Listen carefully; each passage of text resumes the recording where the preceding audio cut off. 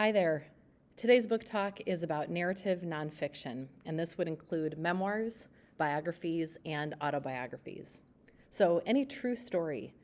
And we've got Maya Angelou's quote there that there's no greater agony than bearing an untold story inside you.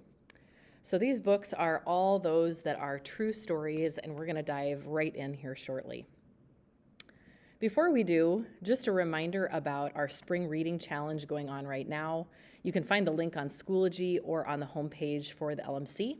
There's a bingo card that's available that you can download and send right to me via email. You can download it to Notability and fill it out, but just some fun challenges, ways that you can get yourself reading at a time of year when maybe it's a little bit more of a challenge because things are busy and you're maybe just feeling a little bit stuck in your reading.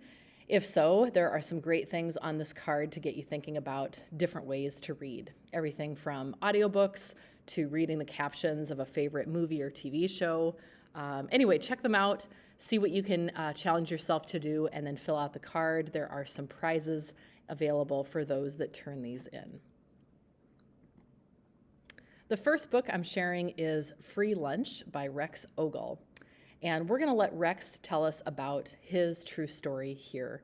It's about his sixth grade year, and let's let him tell us a little bit about his book.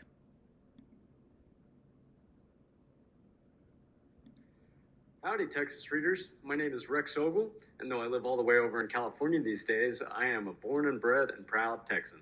I was born in Abilene, but grew up all over the Lone Star State, in places like San Antonio, San Marcos, Paris, Grapevine, and Austin, Texas.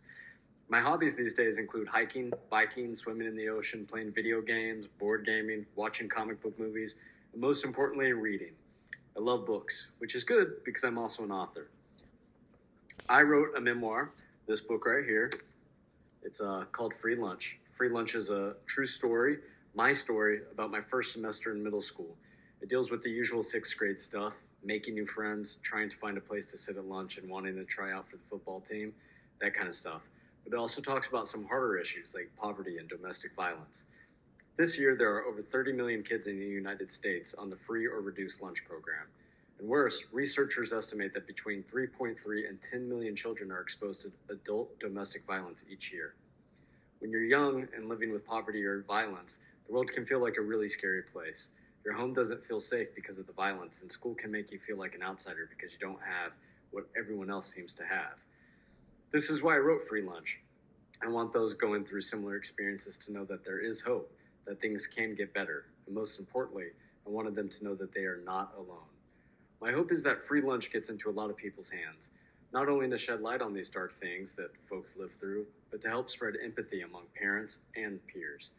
If even one kid reads my book and feels less alone, it'll definitely be worth it. But it'd be even better if 100 kids read it and have just a little bit more compassion next time they see that awkward student sitting alone at lunchtime. I say that because I was that awkward kid. For the adults watching this video, whether you're a librarian, a teacher, or a parent, my hope is that my book resonates with you and you share it with your students and your children. And maybe, working together, we can help do away with the stigma of living in poverty and the victim shaming that surrounds violence at home. For the kids watching this video, I hope you like my book. I really put my heart, sweat, and tears into making this into a story just for you. I know the whole thing sounds like a depressing read, but I promise there are definitely some LOL moments. And last but not least, I just wanted to say this. If you're having a hard time, my advice is simple. Hang in there. Give it time, because life likes to surprise you when you least expect it. And stay strong. No matter how bad things seem, things can change. And until they do, no one can take away your ability to hope. Thanks for reading. Hope you enjoy Free Lunch.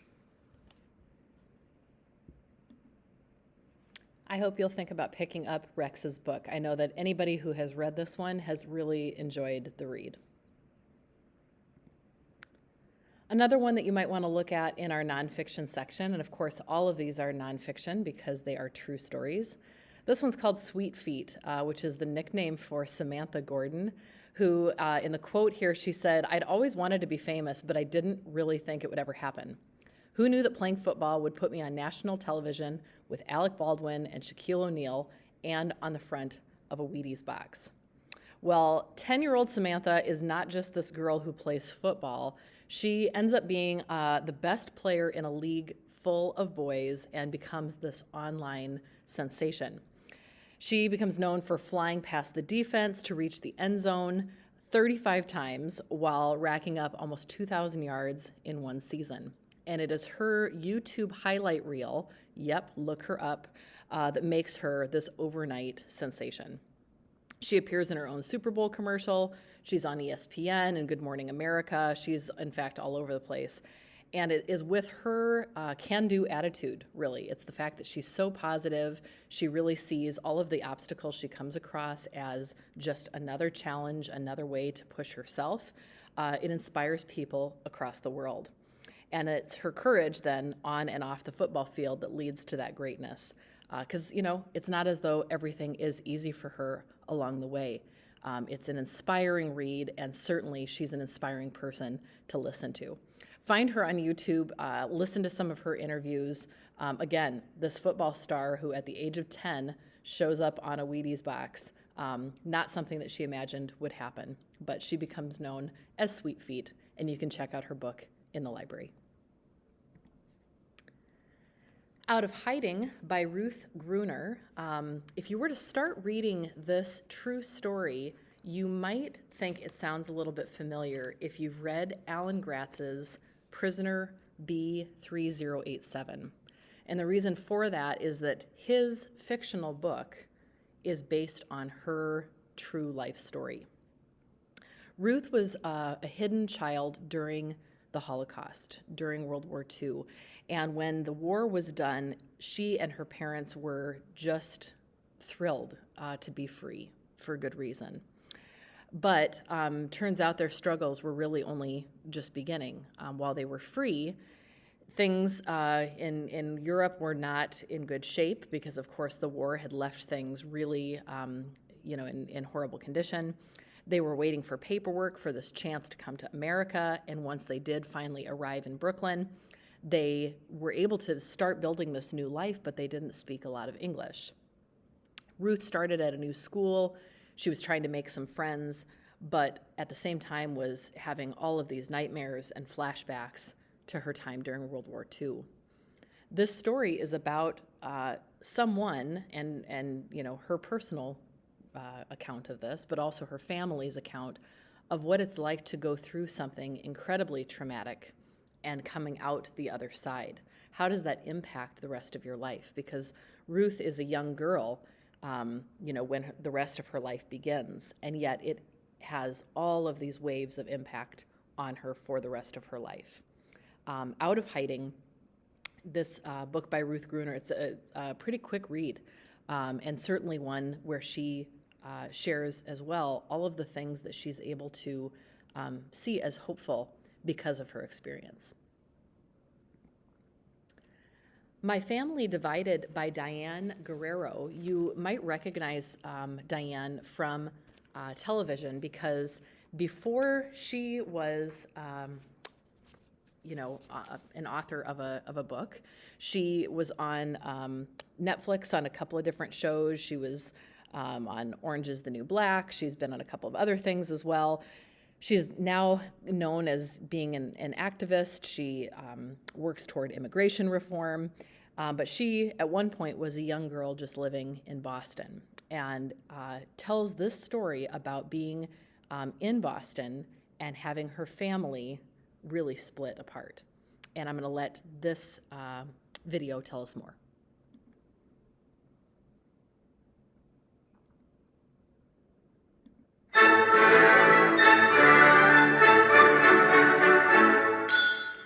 This book is the true story of a very famous TV star and her unusual circumstances she had to live through. Right. Her name is Diane Guerrero, and she's been on shows such as Jane the Virgin, Orange is the New Black, and she's continuing to blossom into this great star. But this is the story of her real story growing up in Boston. And she was in high school. She comes home from school one day, and her parents have been deported. And literally, the U.S. government didn't think about Diane or her brother. They just took her parents away, and she was on her own with her brother. And so this is her story of what happened. And her parents immigrated from Colombia, and they did all the right things. Like, they met with attorneys and they applied for citizenship, and they sort of got swindled by this low-life attorney. But Diane was able to go on and become this famous TV star that she is today. But this is the true story of what happened to her immigrant parents. Seems like she managed to do some pretty good things out of a very, possibly very scary situation. Right.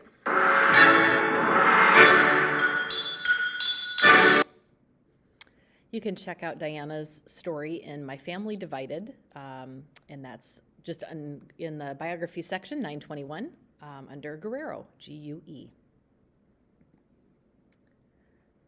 Our next book is called Ugly by Robert Hogue.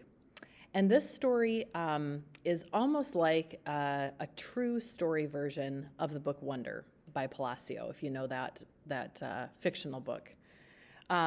Robert was born with this giant tumor on his forehead and really badly distorted facial features, legs that were twisted and useless in terms of being able to move on their own.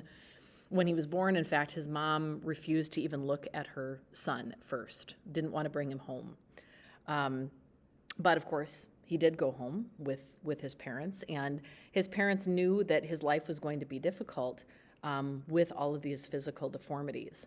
They were determined they were going to give him a typical Australian childhood, even though he did not look like every other child, and in fact was going to need all kinds of medical procedures in order to function in a way that would allow him to live a fairly typical life. So along with all these dangerous operations that in fact made medical history, he was able to improve upon his physical life, but he also had a really typical life as a regular kid. He had haircuts that turned out not so great, like we've all had before. He went to the local pool. He went to camps during the summer. He took part in different sport activities and things. So this book is an account of his life all the way from his birth up to the birth of his own daughter. And so from his childhood up until his adulthood. And it talks about how the love and support of his family helped him to overcome some really tough parts of his life. This story, Ugly, is, as it says at the top of the cover, a beautiful true story about courage, empathy, and one very ugly kid. If you liked Wonder, the fictional story, I really think you would enjoy reading Ugly by Robert Hogue. A couple others to share with you as well. Reach for the Sky by Sky Jackson. Perhaps you have seen her as well. She's a pretty famous face on the Disney Channel from a couple of different shows like Bunked and Jessie. She is one who, because of her amazing sense of style, she has gotten now her own fashion line. But she has done incredible things in terms of showing that being a celebrity is not all, style and glam and, positive stuff. She really has also come into the media and discussed the negative experiences that come with living in the spotlight. She talks about being insecure about her appearance. She has been very vocal about, in this book, the bullying that she has faced, both professionally and personally. And she's found her calling here as an anti-bullying activist. If you are someone who enjoys, listening to, reading about people who are role models for positive change, looking at how can I move forward with good morals, with values, how can I inspire people and empower people, this book is one that you'll want to take a look at. And it is full of photos, some of the things that she does as her job as an influencer, but also just a very inspiring read because, as she says here, at the end of the day, you're a beautiful person and you don't need to meet any standards. Just live for you. Reach for the Sky by Sky Jackson. Take a look at that one in the 921 section of our biographies as well. And last but not least, thinking back to Olympic seasons, Allie Raceman with her book Fierce and how competing for herself changed everything. She first stepped onto the mat in gymnastics as a toddler in like a mommy and me gymnastics class, and eventually worked her way up to being on an Olympic podium 16 years later, which was pretty incredible. But again, her road to success was not, paved with simply success, success, success. She had to work hard. She had to persevere. She had a great deal of hardships along with those victories. And along that way, in this book, Allie talks about how there were plenty of people who said she wasn't going to make it in gymnastics. She didn't have what it took to be an athlete. And through it all, Allie was trying to surround herself with the people who supported her, her friends, her families, her teammates, but really discovered that what it really took was finding the inner strength to remain positive and believe in herself. Because without that, she knew she would not be successful. It was really up to her to believe in herself first. In this book, you'll find never before published photos, some excerpts from some personal journals that she'd kept even since she was a very young child. It's a really fun book to flip through and see, especially for those who like to push themselves toward a goal. You will find inspiration in Fierce.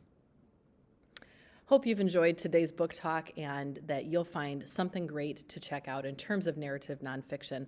We have a large collection in the library that you can take a look at. You can go to Destiny Discover. We've got a collection button that is simply called Narrative Nonfiction, where we have plenty of others in case one of these is not available for checkout. Thanks so much for your time. Happy reading.